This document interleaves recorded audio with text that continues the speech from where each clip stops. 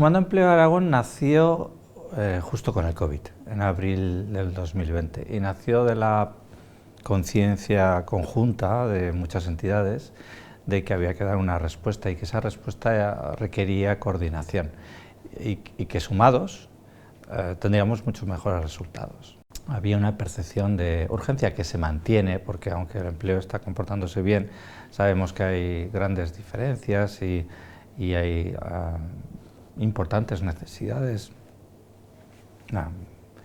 Hay importantes necesidades, especialmente para algunos ámbitos o algunos sectores, las mujeres, el ámbito rural, y sigue teniendo mucho sentido esa suma de capacidades. Lo que hace Sumando Empleo Aragón es orientar a las personas que nos contactan hacia los recursos que creemos que les son, no voy a decir los mejores, sino los recursos que creemos que les son de interés. Si no me equivoco, en este momento somos 13 entidades, ¿vale?, tanto públicas como privadas, desde la comarca de Teruel o Huesca Suena, o aquí tenemos a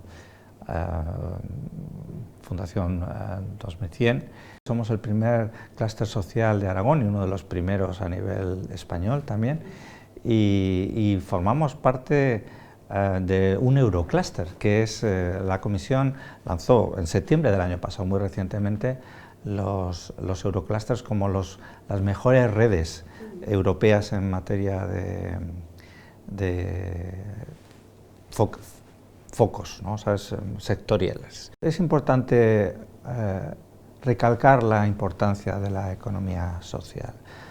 Se ha demostrado ser extremadamente flexible durante las crisis y probablemente la más rápida en reaccionar. Animo a que trabajemos para estructurarnos, ¿no?, porque eso nos ayudará a dar mejor soporte a las entidades que